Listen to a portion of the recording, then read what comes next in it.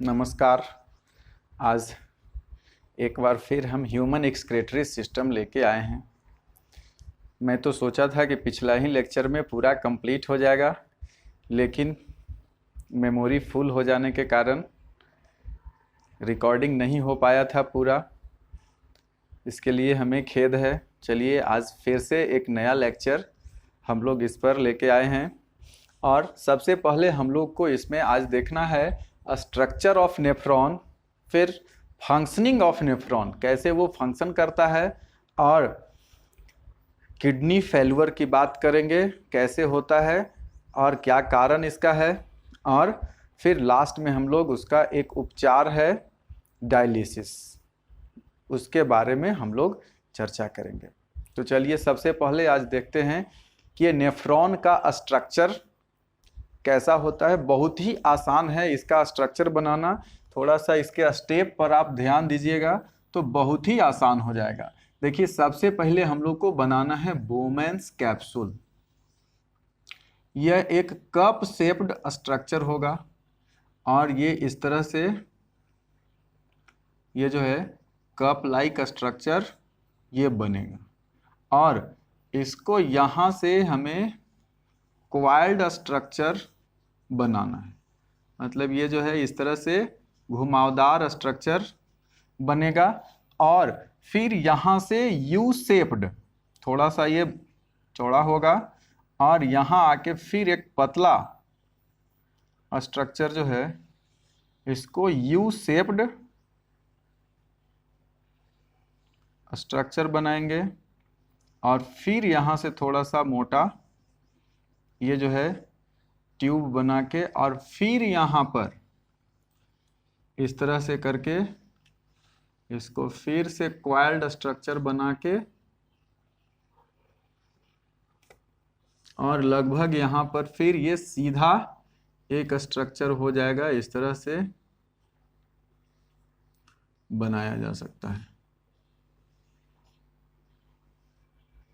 और हम इधर से भी और जोड़ सकते हैं दूसरा, ये जो है ये कलेक्टिंग डक्ट हो गया। तो इस तरह से हम सबसे पहले एक नेफ्रॉन का ये स्ट्रक्चर हम बनाएंगे और इसमें देखेंगे कि ये जो है कैपिलरीज यहाँ पर जो है वो आएगा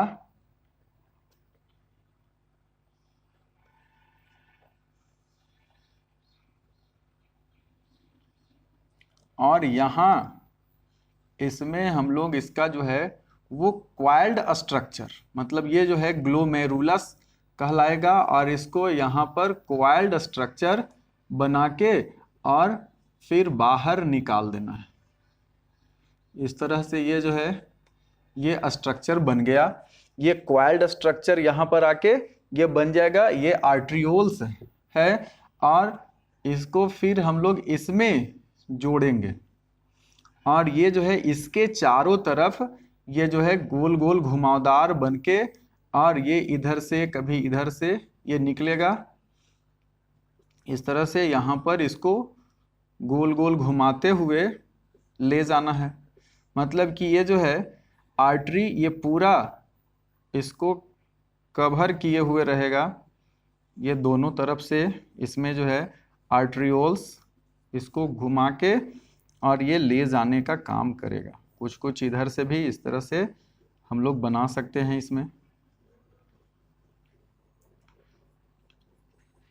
ये जो है स्ट्रक्चर इस तरह से इसको घुमावदार बना के और ये कैपिलरीज जो है ये यहाँ तक पहुँचेगा और लास्ट में इसे जो है ये वेन्यूल्स में बदल देगा। मतलब कि यहाँ पर ये इस तरह से स्ट्रक्चर बन गया। मतलब कि ये जो है अब यहाँ कैपिलरीज जो है इसको चारों तरफ से यहाँ पर कवर किए हुए हैं और ये जो है यहाँ रीएब्सॉर्प्शन होने का काम होता है। तो सबसे पहले अब हम लोग देखें कि इसका जो है लेबलिंग बहुत ज़रूरी है।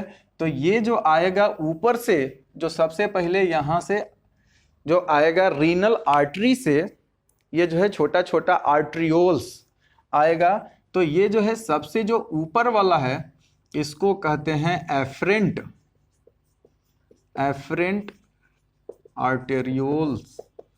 और यहाँ है ये वाला कहलाएगा ग्लोमेरुलस। एक सिंगल को ग्लोमेरुलस कहते हैं और ऐसा बहुत सा यूनिट रहेगा उसको ग्लोमेरुली कहेंगे।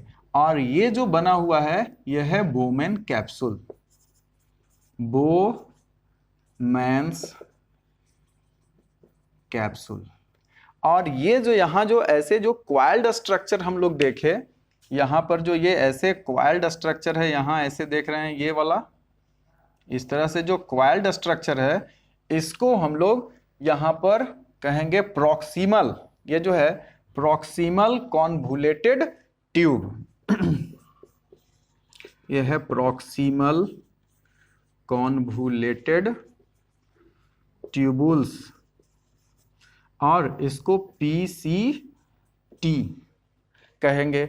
और यहाँ जो है ये जो स्ट्रक्चर यहाँ हम लोग देखें तो ये वाला जो है बना हुआ है ये यू शेप्ड, और यहाँ जो है ये यहाँ इंटरमीडिएट, ये जो स्ट्रक्चर है इंटरमीडिएट वाला जो है ट्यूबुल्स है, तो इसको हम लोग कहेंगे यहाँ हेनेल्स यू शेप्ड जो स्ट्रक्चर है, यू शेप्ड स्ट्रक्चर को कहेंगे हेनलेज। ये जो है हेनलेज लूप कहेंगे। यू शेप्ड ये स्ट्रक्चर है या यू शेप्ड लूप भी इसको कहते हैं। ये है यू शेप्ड लूप हेनेल्स, ये जो है इसको हेनलेस लूप कहेंगे हम लोग। और यहाँ जो है ये अब ऊपर भी यहाँ पर क्वाइल्ड स्ट्रक्चर बना है, और ये जो क्वाइल्ड स्ट्रक्चर है इसको अब क्या कहेंगे, यहाँ जो है डिस्टल, सबसे जो लास्ट वाला यहाँ पर आया तो ये जो है डिस्टल कॉन्वुलेटेड ट्यूबुल्स, ये कहलाएगा DST। और यहाँ ये जो है कलेक्टिंग डक्ट, ये जो है डक्ट जो है वो कलेक्ट करने का काम करेगा। और ये ऊपर की ओर जाने वाला ये जो है रीनल वेन्यूल्स, ये जो है रीनल वेन्यूल कहलाएगा। और ये है एफरेंट आर्ट्रियोल्स और इसको कहेंगे इफ्रेंट।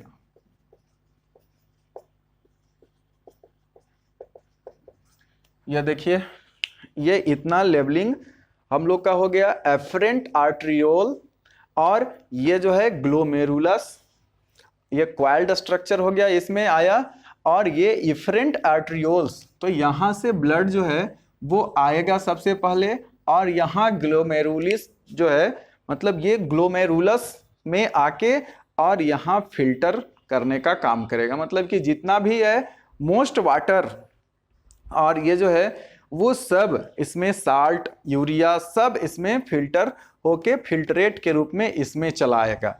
और ये जो है लगभग पूरे किडनी का जो बात करते हैं तो लगभग इसमें 180 लीटर पर डे जो है इसमें ब्लड को फिल्टर करने का काम करता है। 180 लीटर, ये जो है ऐसे इसको 1100 से 1200 ml पर मिनट ये जो है प्यूरिफाई करने का काम यहाँ पर करेगा। और इसमें से मात्र ये जो है 1.5 लीटर 180 लीटर, मतलब कि ये जो है 125 ml पर मिनट यहाँ पर जो है फिल्ट्रेशन हो रहा है, लेकिन निकलेगा कितना, पूरे इसका 1% के आसपास जो है वो फिल्ट्रेट बाहर आएगा। मतलब कि बहुत ही कम, बाकी सब रीएब्जॉर्ब हो जाता है। 1 से 1.5 लीटर जो है वो यूरिन हम लोगों का बाहर पर डे निकलता है।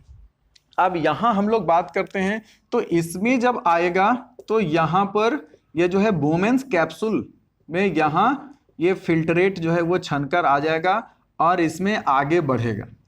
और इसमें जो है वो जितना फिल्टर हुआ सबका अब यहाँ रीएब्सॉर्प्शन होगा। मतलब ये जो एफरेंट आर्ट्रियोल्स है ये इसको ट्यूबुल्स के चारों तरफ ये जो है क्वाइल करके और वो जो है इससे चिपका हुआ रहेगा। और यहाँ पर है कि ये सिंगल लेयर स्ट्रक्चर है, मतलब कैपिलरीज में भी सिंगल लेयर और इसमें भी सिंगल लेयर।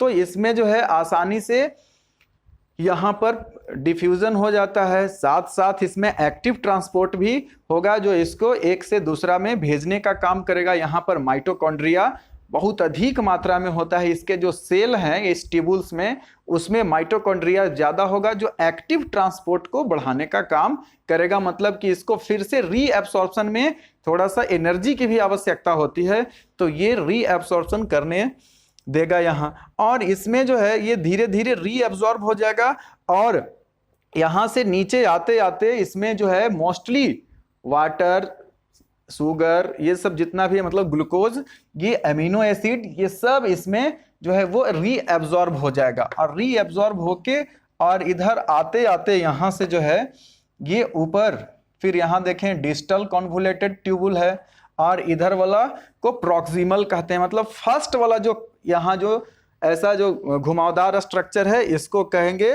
प्रॉक्सिमल, और दूसरा वाला जो पार्ट है ये जो है कॉन्वोल्यूटेड ट्यूबुल्स को कहेंगे डिस्टल। मतलब कि इसका 3 पार्ट हो गया। ये जो ट्यूबुल्स है इसका 3 पार्ट्स हो गया। एक जो है सबसे आगे वाला पोर्शन जो है, मतलब बोमेंस कैप्सूल के बाद वाला जो है उसको हम लोग यहाँ पर प्रॉक्सिमल कहेंगे। ये जो इंटरमीडिएट जो अनक्वाइल्ड है, या मतलब कि ये सीधा स्ट्रक्चर है, केवल यू शेप यहाँ पर बन रहा है, तो ये वाला जो है इंटरमीडिएट कहलाएगा और ये पार्ट जो है वो डिस्टल कहलाएगा। तो ये तीनों पोर्शन जो है ये तो यहाँ पर हो गया कॉन्वोल्यूटेड ट्यूब को यहाँ पर कहेंगे प्रॉक्सिमल, इधर वाला डिस्टल। तो यहाँ आते आते रीएब्सॉर्प्शन लगभग कंप्लीट हो जाता है और फिर उसके बाद रीनल वेन्यूल को ये मिल जाएगा। मतलब कि अब ये ले जाने का काम करेगा, वेन जो है वो ले जाने का काम करेगा। इसको जो फिल्टर के बाद रीअब्सॉर्ब हुआ है उन सबों को ये फिर से ले जाएगा और रीनल वेन को ये देगा। रीनल वेन्यूल्स जो है वो रीनल वेन को देगा और फिर हमारे शरीर में ये पहुंच जाएगा, मतलब हार्ट के पास फिर से ये मिल जाएगा। ये जो है फिल्टर किया हुआ ब्लड, मतलब प्यूरिफाइड ब्लड जो है वो पहुंच जाएगा। और यहाँ पर ये कलेक्टिंग डक्ट है, मतलब कि ये दूसरा को भी उधर से लेकर आया, ऐसा ऐसा बहुत सा मिलियंस ऑफ यूनिट्स जो हैं वो सब होगा और ये लेके यहाँ पर आगे बढ़ेगा। कलेक्टिंग डक्ट जो है वो लाके और छोड़ देगा, वो आगे धीरे धीरे ये कलेक्टिंग डक्ट जो और मोटा होते चला जाएगा, धीरे धीरे ये आगे बढ़ेगा और आर्टरी ये जो है यूरेटर, यहाँ पर यूरेटर को ये देने का काम करेगा। तो ये यूरेटर जो है वो यूरिनरी ब्लैडर जो है वो उसमें लाके ये देगा अपना जो है सेक्रेशन, मतलब जो ये इससे यूरिन जो निकला वो सब आके यूरिनरी ब्लैडर में कुछ देर के लिए जमा होगा और फिर उसमें से समय समय पर बाहर आएगा। तो हम लोग ये देखें कि ये नेफ्रॉन का स्ट्रक्चर और फंक्शन, मतलब कि ये यहाँ पर फिल्ट्रेशन होगा, फिर इसमें रीएब्सॉर्प्शन होगा और यहाँ आके फिर ये जो है कलेक्टिंग डक्ट में यूरिन यहाँ पर आ जाएगा। अब हम लोग बात करते हैं कि एक ये जो बोमेंस कैप्सूल है, अब इसको थोड़ा सा देखा जाए कि ये किस तरह का स्ट्रक्चर होता है। तो एक बोमेन कैप्सूल को हम लोग थोड़ा सा बड़ा करके देख सकते हैं कि इसका जो स्ट्रक्चर है वो किस तरह का होता है।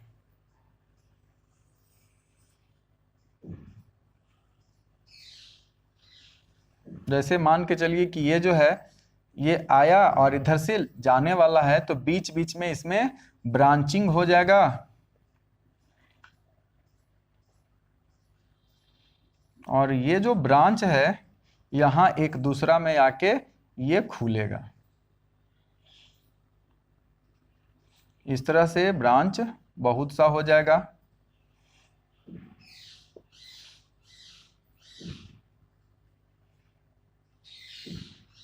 ये जो है ग्लोमेरुल एक जो है ये यहाँ कहलाएगा। और इसका देखिए ये सिंगल सेल, ये जो स्ट्रक्चर है ये यहाँ पर सिंगल सेल का स्ट्रक्चर है। यहाँ पर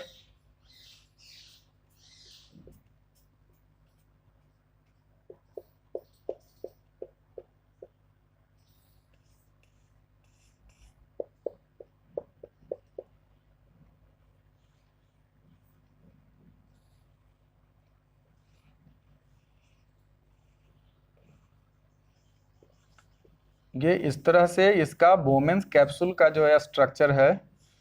तो यहाँ पर इस तरह का ये स्ट्रक्चर होगा।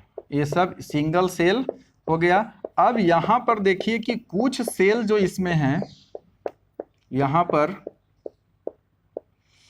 यहाँ जो स्क्वैमस हम लोग देखेंगे कि यहाँ पर जो स्क्वैमस टिश्यू मतलब कि स्क्वैमस सेल जो है ये यहाँ पर होगा और इसमें छोटा छोटा स्ट्रक्चर, ये जो है माइक्रोविलाई जैसा स्ट्रक्चर होगा। इसमें ये जो है फीट, इसका जो है ये पेडिसेल कहलाएगा। ये यहाँ पर जो है ये पेडिसेल या इसको फीट कहते हैं। और यहाँ ये जो है पोडोसाइट, इस सेल को कहेंगे पोडोसाइट। और यहाँ पर ये जो है ये सिंगल सेल और इधर भी सिंगल सेल वाला मेम्ब्रेन वाला है। तो इसमें जो है यहाँ से जो फिल्ट्रेट है वो आके इसमें चलाएगा और इधर आने के बाद यहाँ से जो है ये इसमें एक जो छोटा सा ये अंदर वाला जो पोर्शन बनाया इससे ये बाहर जाएगा। और यहाँ पर भी देखिए ये इसमें अंदर की ओर, अब ये वाला जो इपिथेलियल सेल है तो यहाँ पर अब इसमें देखेंगे कि ये स्ट्रक्चर जो है इसका माइक्रोविलाई मतलब इसमें छोटा छोटा स्ट्रक्चर होगा, ये एब्सॉर्प्शन करने का काम करेगा। मतलब ये जो है रीएब्सॉर्बर, यहाँ पर रीएब्सॉर्प्शन होगा और इसमें यहाँ पर माइक्रोविलाई है और ये रीएब्सॉर्प्शन करने का काम करेगा। ये यहाँ पर स्क्वैमस सेल है और नीचे वाला जो है ये क्यूबॉइडल, ये वाला जो है इधर हम लोग देखें तो ये क्यूबॉइडल सेल है और यहाँ पर वाला जो है ये स्क्वैमस सेल। मतलब ये जो टिश्यू वाला जो है वो होगा स्क्वैमस टिश्यू का सेल जो है ये यहाँ पर होगा और इसमें माइक्रोविलाई होगा। और इधर इसके साथ यहाँ जो है इसको चारों तरफ से ये जो है लगा हुआ रहेगा। ये इस तरह से एक कैपिलरीज जो है वो पेरीट्यूबुलर कैपिलरीज मतलब ट्यूब के चारों ओर जो घुमा हुआ रहेगा तो ये जो है यहाँ पर ट्यूबुलर ये जो है कैपिलरीज कहलाएगा। और ये एब्जॉर्ब करके मतलब यहाँ पर अब देखिए सरफेस एरिया बहुत ज़्यादा बढ़ जा रहा है। ये माइक्रोविलाई के कारण, जैसे हमारे इंटेस्टाइन में भिलाई होता है वैसे ही यहाँ पर माइक्रोविलाई मतलब छोटा छोटा फिंगर लाइक प्रोजेक्शन है, बहुत ही माइक्रोस्कोपिक स्ट्रक्चर है ये। और ये रीएब्सॉर्प्शन में मदद करता है। मतलब ये एक बोमेन कैप्सूल जो है वो इस टाइप का बना हुआ होता है और इसमें रीएब्सॉर्प्शन होगा और ये जो है फिर इसको भेज देगा। मतलब ये जो है आगे जाके रीनल ट्यूबुल्स ये सब जो है वो अपना जो है रीएब्सॉर्प्शन में ये मदद करेगा। और इधर ये जो इसमें लगा हुआ है कैपिलरीज है वो फिर आगे रीनल वेन्यूल को ये देने का काम करेगा। और इस तरह से करके ये जो है स्ट्रक्चर पूरा प्रॉपर फंक्शनिंग करता है। और भी इसका फंक्शन है जो डिटेल्स में हमें पढ़ना है 11-12 में हम लोग पढ़ेंगे 11 क्लास में, तो और भी ठीक ढंग से समझ में आएगा। और ये जो है अब किडनी का पूरा जो है स्ट्रक्चर अब हम लोग देख चुके हैं, लेकिन उसका अब हम लोग देखें एक हम लोग देखेंगे उसका लेटरल जो है वो सेक्शन करके उसका, और वो किस तरह का किडनी होता है उसको भी हम लोग देखेंगे, कैसे ये फंक्शन करेगा।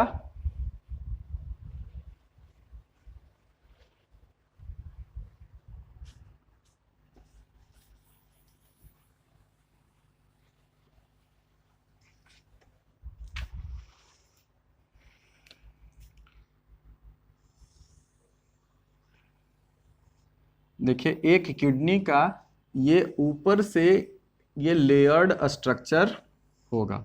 सबसे पहला तो है इसमें एक ऊपर लेयर होगा फैट का और साथ साथ यहाँ पर कनेक्टिंग टिश्यू का होगा।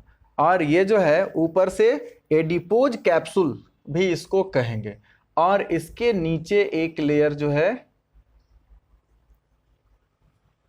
इस तरह का होगा। और यहां पर ये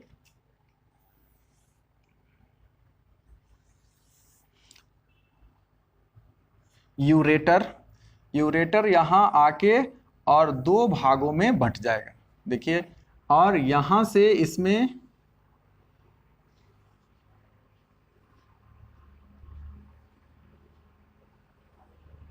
अलग अलग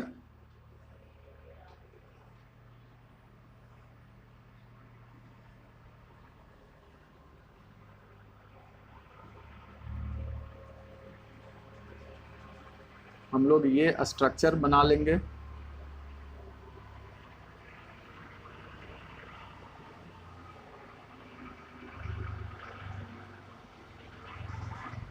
ये इस तरह से यहाँ पर ये जो यूरेटर है ये छोटा छोटा ट्यूबुल्स मतलब ये जो है यहाँ पर छोटा छोटा ट्यूब जैसा स्ट्रक्चर ये बना लेगा, और इसमें भी ये बहुत छोटा छोटा ये इस तरह का स्ट्रक्चर होगा।